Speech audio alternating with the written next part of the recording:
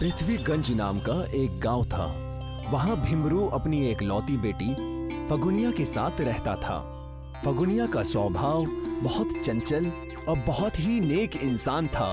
भीमरू एक साधारण और मासूम अब्बा था। रहने को एक छोटी सी कुटिया और कुम्हार का काम किया करता था, यानी मिट्टी के बर्तन। कुछ दिनों से कारोबार ना होने की वजह से भीमरू बहुत ज्यादा परेशान था। अब्बू, आपने कल रात से कुछ नहीं खाया है, कम से कम कुछ नाश्ता तो कर लीजिए। मैं क्या बताऊं फगुनिया, लोगों के पास नए नए आविष्कार आ गए हैं। आविष्कार तो अच्छी चीज है, इसमें परेशानी की क्या बात है? जब से फ्रिज और एसी आ गए हैं, हम जैसे छोटे मोटे कुम्हारों से अब कोई पानी के लिए मटका नहीं खरीद रहा है, ना ही हमसे कोई मिट्टी का सामान खरीद रहा है। आप फिक्र मत कीजिए अब्बू, मैं हूँ ना, मैं आपका बहुत अच्छे से ख्याल रखूंगी। तुम्हें अच्छी तरह पता है, मुझे रात को दिखाई देना भी बंद हो गया है। भीमरू को फगुनिया की शादी की चिंता भी सताया करती थी। एक दिन फगुनिया को देखने लड़के वाले आए। देखो भीमरू, यूं तो हम बड़े खानदान से हैं, ऐसे वैसे जगह हम रिश्ता नहीं कर सकते, लेकिन फगुनिया को मेरा बेटा जय बड़ा पसंद करता है। हाँ हाँ, वरना हम जैसे अमीर तुम्हारे गांव में कदम भी नहीं रखते। मैं बहुत खुशनसीब होऊंगा अगर आपका बेटा मेरी बेटी से निकाह करेगा तो। उतने में वहाँ पर फगुनिया चाय की प्लेट और सूखे गले बिस्किट लेकर आती है। ये क्या मजाक है भीमरू, तुम हमारे घर मिट्टी के बर्तन और मटका लेकर आते थे, इस वजह से हमारी तुमसे जान पहचान है, तो अब क्या तुम हमें ये बासे बिस्किट और ये गंदी चाय पिलाओगे? समधी जी, माफ कीजिएगा, मेरे घर बस यही है। वो क्या है कि मेरी दुकान भी बहुत दिनों से चल नहीं रही है। अगर हम तुम्हारे घर बारात लेकर आए तो क्या तब भी तुम ऐसी ही हरकत करोगे? ना बाबा ना, मैं अपने बेटे की शादी कहीं और कर लूंगी। चलिए जी। बराए मेहरबानी ऐसा मत कीजिए, रुक जाइए, मेरी बेटी का रिश्ता पक्का कर लीजिए, रुक जाइए। भीमरू के लाख रोकने पर भी लड़के वाले ना रुके। इस सदमे की वजह से भीमरू रोने लगा। अब्बू, आप रो क्यों रहे हैं? ये तो बहुत छोटी सी बात है, लेकिन मैं आपको छोड़कर कहीं नहीं जाऊंगी। बचपन से ही अम्मी के न होने की वजह से आपने ही तो इतने अच्छे से मेरी तरबियत की है, तो मैं भी आपको छोड़कर कहीं नहीं जाऊंगी। मुझे माफ करना बेटा, मैं तुम्हें चैन सुख कुछ नहीं दे पा रहा हूँ, लेकिन मैं वादा करता हूँ तुम्हारी शादी में मैं कोई कमी नहीं रहने दूंगा। इतना कहकर भीमरू अपने अटके हुए मिट्टी के बर्तन के पैसे लेने जाता है। वहीं वो अपने एक पुराने ग्राहक, जो कि बड़ी अमीर है, उनसे मिलता है। बड़ी मालकिन, मुझे मेरी बेटी की शादी करनी है, मेरे पास खाने तक को पैसे नहीं है। भीमरू, मैं तुम्हारी इसमें कैसे मदद करूं? मिट्टी के सामान अब ज्यादातर गांव में कोई नहीं खरीदता। मैं फिर भी कोशिश करूंगी कि तुम्हें जल्द से जल्द पैसे मिले और तुम्हारा धंधा ज्यादा हो, ठीक है? अगर आपके पास कोई और काम भी हो तो मुझे बताइए, मैं वो भी करने के लिए तैयार हूँ। तो भीमरू, तुम एक काम क्यों नहीं करते? इस हफ्ते मेरी बड़ी बेटी की शादी है, तुम वहाँ क्यों नहीं आ जाते? खाना बनाने में तुम बावर्चियों की मदद कर देना और बाकी के छोटे मोटे काम में हाथ बटा देना। आपका बहुत शुक्रिया मालकिन, बहुत शुक्रिया। और ठीक वैसा ही हुआ। भीमरू हलवाइयों को खाना बनाने में उनकी मदद करने लगा। अरे भीमरू, तुम यहाँ? मैंने सुना है कि तुम्हारी बेटी का रिश्ता टूट गया। अब मैं आपसे क्या कहूँ, यूँ समझ लीजिए कि जवान बेटी सर पर टेंशन है। अब अगर बुरा न मानो तो अपनी बेटी फगुनिया की शादी मेरे बेटे प्रवीण से क्यों नहीं करा देते? प्रवीण और फगुनिया ने साथ में ही तालीम हासिल की थी और अब बड़ा कामयाब लड़का बन गया है। शहर में ट्रक चलाने का काम करता है। क्या सच?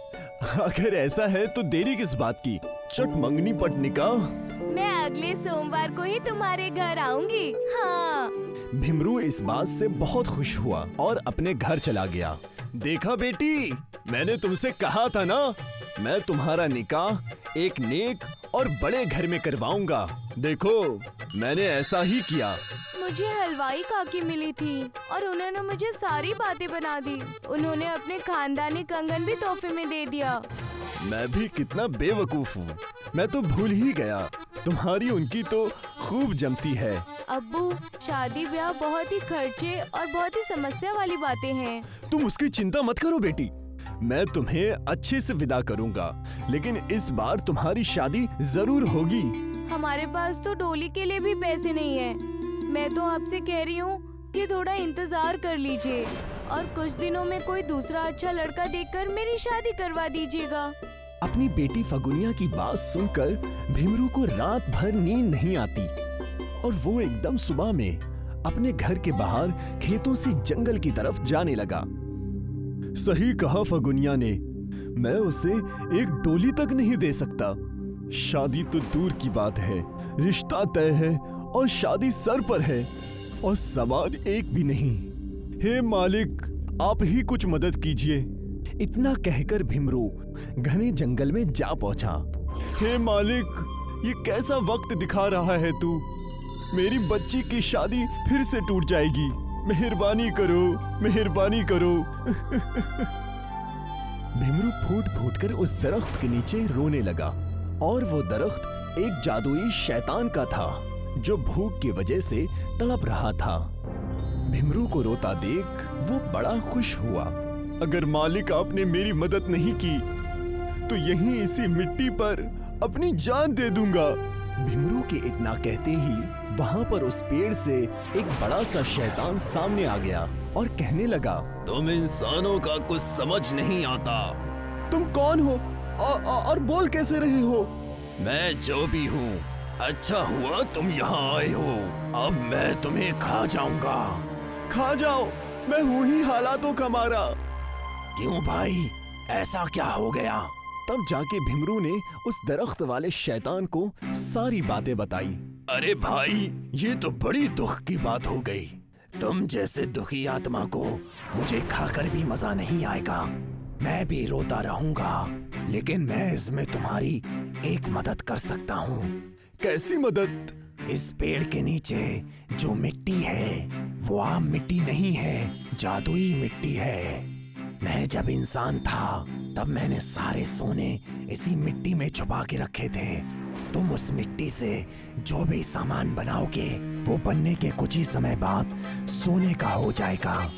शुक्रिया भूत भाई, मैं तुम्हें दोबारा आकर मिलूंगा। छी छी, ये सब मत करो, जाकर अपनी बेटी का ध्यान रखो। भीमरू वहां से अच्छी खासी मिट्टी लेकर घर चला गया और उस मिट्टी से बहुत सुंदर और बहुत ही अच्छी डोली बनाई जो पूरी तरह से मिट्टी की थी। शादी का दिन आ गया। हलवाइन के लड़के प्रवीण से फगुनिया की शादी हो गई। बस उसकी विदाई बाकी थी। पूरी शादी में भीमरू ने बस मिट्टी की डोली बनाई थी और उस मिट्टी के सोने में तब्दील होने का इंतजार कर रहा था। मेरी बच्ची कितनी प्यारी लग रही है, लेकिन शैतान भाई की बात सच क्यों नहीं हुई? डोली तो अब तक सोने की हो जानी चाहिए थी। अब्बू, आप अपना ख्याल रखिएगा। इतने में फगुनिया की डोली बारातियों ने उठा ली और फगुनिया को विदा करने लगे। भीमरू के आंसू आने ही वाले थे कि डोली झट से सोने की हो गई और सारे ही गांव वाले सोने की डोली देखकर चौंक गए। देखा बेटी, ये तोहफा मेरी तरफ से तुम्हारे लिए है। मैं जानता हूँ मैंने तुम्हें बचपन से कोई बड़ी चीज नहीं दी है। अब ये सोने की डोली तुम्हारे लिए है। अपनी सारी जिंदगी अच्छे से बिताना और मुझसे मिलने आते रहना बेटा। सोने की डोली की वजह से फगुनिया के ससुराल वाले उसे बहुत खुश रखने लगे। कुछ दिनों बाद उसने अपने बाबा भीमरू की मदद एक बड़ा सा घर तोहफे में देकर की। सारे खुशी खुशी अपनी जिंदगी बिताने लगे। विकासगंज में सत्यम रहता था। वो बहुत ही खुशमिजाज और मेहनती लड़का था। जब वो छोटा था तभी उसके वालिद एक हादसे में गुजर गए थे। तालीम के समय तालीम और खेल कूद के समय खेल कूद कर वो हमेशा अपने क्लास में अव्वल आता था। सत्यम का रवैया देखकर स्कूल के टीचर्स उससे बहुत मोहब्बत करते थे। बचपन से ही सबका प्यारा होने की वजह से वो हमेशा ही सबसे मिलजुल कर रहता था। कुछ वक्त के बाद सत्यम की माँ भी एक बीमारी की वजह से गुजर गई। माँ के गुजर जाने के बाद सत्यम बिल्कुल तन्हा हो गया और अपनी नानी के घर जाकर रहने लगा। सत्यम बेटा, क्यों ऐसे मायूस बैठे हो? यहाँ हम सब तुम्हारे साथ हैं ना। तुम बेफिक्र रहो, सब ठीक हो जाएगा। सत्यम इतना मायूस था कि वो नानी की बात सुनता ही नहीं है। वो वहाँ से चला जाता है। नानी के घर पर रहने की वजह से वो वहीं के स्कूल में अपना दाखला करवा लेता है। बच्चों, कल स्कूल में पेरेंट्स टीचर की मीटिंग है। तुम सब अपने अपने पेरेंट्स के साथ यहाँ आ जाना। सत्यम बेटा, तुम अपनी नानी के साथ आ जाना। सत्यम नानी के साथ क्यों? तब तो हम भी अब्बा और अम्मी के साथ आएंगे। तुम खामोश हो जाओ और जाकर मुर्गा बनो। गिली और टीचर की बात सुनकर सत्यम और मायूस हो जाता है और घर जाकर अपनी नानी से सारा वाकया बताता है। तुम घबराओ मत सत्यम बेटा, मैं तुम्हारे साथ कल स्कूल में पेरेंट्स मीटिंग में चलूंगी। नहीं, मुझे मेरी माँ के साथ ही जाना है। आपने कहा था मेरी अम्मी जल्दी आएंगी। कहाँ है वो? आप भी दूसरों की तरह झूठ बोलती हो। आ जाएंगी सत्यम बेटा। जो बच्चे अच्छे होते हैं, मालिक उनकी अम्मी को बुलाकर उन्हें तोहफा देते हैं, इसलिए जल्दी ही आ जाएगी। तुम अभी सो जाओ। कल हम दोनों स्कूल चलेंगे और तुम्हारा रिजल्ट देखेंगे। उस वक्त तो नानी ने सत्यम को बहला फुसला कर सुला दिया, मगर नानी ने सोचा सत्यम हमेशा जिद करता रहेगा। सत्यम को उसके सालगिरह पर एक तोहफा दे दूंगी, कुछ बेहतर। अगले दिन जब पेरेंट्स टीचर मीटिंग में सब गए तो वहां पर गिल्ली भी अपनी माँ के साथ आया हुआ था। मुझे माफ करना सत्यम, मैंने तुम्हारा दिल दुखाया है, लेकिन मैं तुम्हारे लिए तोहफा लेकर आया हूँ। ये लो, ये छोटा सा तोहफा। ये क्या है? और ये मेरे लिए है। सत्यम तोहफा खोलकर देखता है तो उसमें एक छोटा सा पुतला रहता है। ये देखकर वो बहुत खुश हो जाता है और अपनी नानी के साथ घर आ जाता है और कहता है, नानी, मुझे आपसे भी एक तोहफा चाहिए। मुझे आपसे अम्मी का पुतला चाहिए। जब तक अम्मी नहीं आती तब तक मैं उस पुतले के साथ ही रहूंगा। तुमने मुझसे पहली दफा कुछ मांगा है, मैं जरूर इस ख्वाहिश को पूरा करूंगी। सालगिरह के दिन नानी सत्यम को विद्यावती की मोम का पुतला बनाकर उसे तोहफे में देती है। ये रहा तुम्हारा तोहफा। इसका बेहद ख्याल रखना और पढ़ाई करते रहना। पुतला देखकर सत्यम बहुत खुश हुआ और पुतले के साथ ही वक्त बिताने लगा। स्कूल से आते ही बैग रखकर वो हमेशा पुतले के साथ बैठ जाता, मानो वो पुतला असली का हो। सत्यम, चलो कुछ खा लो, वरना देर हो जाएगी। सुबह स्कूल भी तो जाना है ना। नानी, हम अम्मी को खाना नहीं खिला सकते, उन्होंने भी तो सुबह से कुछ नहीं खाया है। तुम चलो अभी। सत्यम नानी के साथ खाना खाकर आ जाता है और भगवान से मिन्नत करता है। हे मालिक, मैंने सुना है कि आप बहुत अच्छे हैं, लोगों की मदद करते हैं। प्लीज मेरी भी कर दीजिए। मैं अम्मी से बात करना चाहता हूँ। प्लीज मेरी ख्वाहिश सुन लीजिए। सत्यम की मिन्नत सुनकर पुतले पर बेहद तेज रोशनी आती है और पुतला नीचे गिर जाता है। पुतले को गिरता देखकर उसे उठाने के लिए सत्यम पुतले के नजदीक जाता है। पुतले से आवाज आती है, रुक जाओ बेटा, मैं खुद से उठ जाऊंगी। पुतले से आती आवाज को सुनकर सत्यम घबरा जाता है और बेड पर चढ़ जाता है। तब पुतला उससे कहता है, डरो नहीं, मैं तुम्हारी अम्मी ही हूँ। तुमने ही मुझे बुलाया है। मैं तुम्हारे लिए ही आई हूँ और तुम्हारे साथ हमेशा रहूंगी। सच में?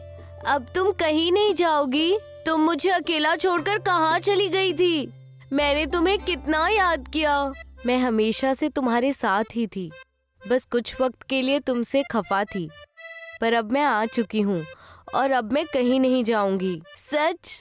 आपने मुझे सालगिरह पर कोई तोहफा क्यों नहीं दिया? पता है मैंने आपका कितना इंतजार किया। सत्यम के तोहफे की बात सुनकर माँ ने जादू किया और सत्यम के पास कपड़े आ गए और सत्यम खुश हो गया। सत्यम अपनी माँ को पाकर बहुत खुश हुआ। अरे बस करो, बस करो। तुमने होमवर्क किया या नहीं? मैंने अभी तक होमवर्क नहीं किया। आप मेरी मदद कर दो ना। माँ ने सत्यम की होमवर्क में मदद की और सत्यम को रात को सुला दी। सत्यम स्कूल जाने के लिए सुबह तैयार हुआ। उसने देखा कि उसे स्कूल का बैग, जूते और पूरी किताबें नई नई मिली हैं। वो बहुत खुश हुआ। शुक्रिया अम्मी, आप दुनिया की सबसे अच्छी अम्मी हो। आपने सब कुछ नया कर दिया। मैं जल्दी स्कूल से आकर आपसे मिलूंगा। तभी कमरे में नानी आ गई और सत्यम को लेकर स्कूल छोड़ने चली गई। सत्यम का खुशनुमा रवैया देखकर गिल्ली ने कहा, आज तुम बहुत खुश लग रहे हो। जरूर इन नए जूतों की वजह से। स्कूल के नए कपड़े भी पहने हैं तुमने। ये सब मुझे मेरी अम्मी ने तोहफे में दिया है। गिल्ली सत्यम की बातें सुनकर हैरान हो जाता है और उससे कहता है, क्या तुम मेरी अपनी अम्मी से मुलाकात करवा सकते हो? प्लीज, मुझे भी आंटी को देखना है। सब कहते हैं कि वो इस दुनिया को छोड़कर चली गई है।